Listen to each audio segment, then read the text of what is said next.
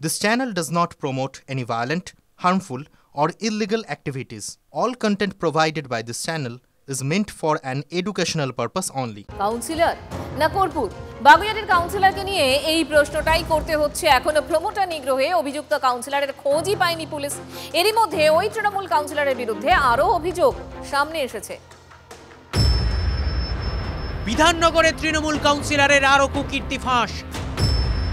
সমরেশ চক্রবর্তীর বিরুদ্ধে এবার মুখ খুললেন আরও এক প্রমোটার।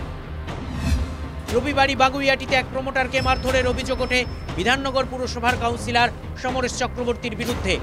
আর এবার তাঁর বিরুদ্ধে মুখ খুললেন রঘুনাথপুরের প্রমোটার বিশ্বনাথ দাস। সমরেশ দা আমাকে ডেকেছিল যে আপনি একটু আসুন, দেখা করুন। তা বললো আপনি তো কাজটা শুরু করছেন, তাহলে কাজটা আমাদেরকে স্কোয়ার ফিটে কাজটাকে দিন, আমরা স্কোয়ার ফিটে কাজটাকে করবো। তা রেটটা ন্যাচারালি একটু হাই ছিল, তাই বললাম যে এটা অনেকটা রেট বেশি হয়ে যাচ্ছে, এতটা রেটে সম্ভব হবে না।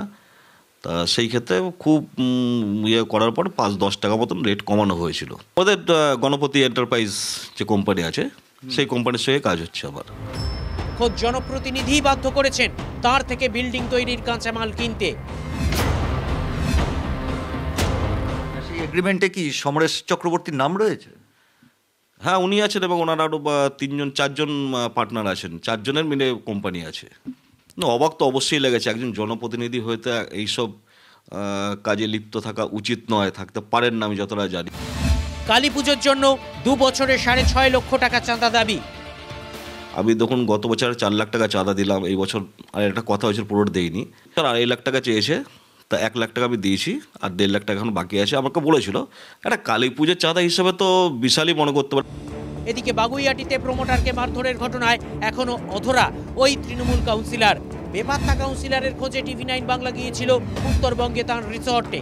আলিপুরদুয়ারের চিলাপাতায় বিলাসবহুল রিসর্ট রয়েছে বিধাননগরের তৃণমূল কাউন্সিলরের। সেই রিসর্ট ঘিরেও বিতর্ক, অভিযোগ আদিবাসীদের জমিতে তৈরি করা হয়েছে রিসর্ট। যে জমিগুলো বিক্রি, তোমরা যদি জমিটা বিক্রি করো তাহলে আমরা কিনবো।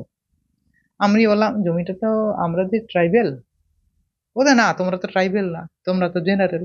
আমাদের সার্টিফিকেটে মানে ভোট কার্ড, আধার কার্ড দিয়ে ওটা রেজিস্ট্রেশন হলো না। ধীরাজ প্রধান, ওনার কাছ থেকে সার্টিফিকেট, বড়াই বলে সার্টিফিকেট, এখনো আমার কাছে জাস্ট কপিগুলো আছে। তো ওনারা ওই সার্টিফিকেট দিয়ে আমাদেরকে জমিটাকে রেজিস্ট্রি করে নিয়ে নিলেন। শনিবার রাতেই বিধাননগর পুরসভার 9 নম্বর ওয়ার্ডে তৃণমূল কাউন্সিলরের বাড়িতে হানা দেয় পুলিশ। কোথায় অভিযুক্ত তৃণমূল কাউন্সিলর? কেন এখনো ধরতে পারছে না পুলিশ? শাসক দলের নেতা হওয়াতেই কি পুলিশের গড়িমসি? সিজার মণ্ডল ও সুজিত রায়ের রিপোর্ট, TV9 বাংলা। পশ্চিম মেদিনীপুরের পর এবার ফের বাঁকুড়ায় ঢুকলো হাতির দল। গতকাল থেকে বিষ্ণুপুর পেরিয়ে জয়পুরের জঙ্গলে পৌঁছেছে তারা। জমির ধান বাঁচাতে আতঙ্কে রয়েছেন চাষিরা।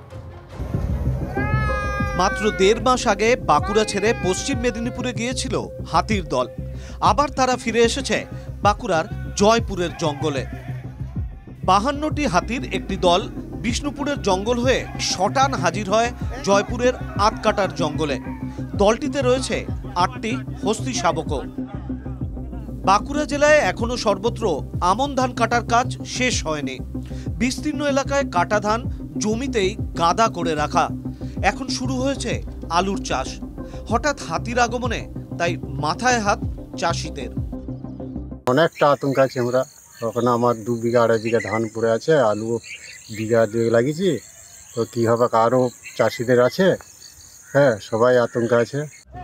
হাতির দলটি মাচানতলার জঙ্গল হয়ে দ্বারকেশ্বর নদের দিকে যাচ্ছে বলে আশঙ্কা করছে বন দপ্তর।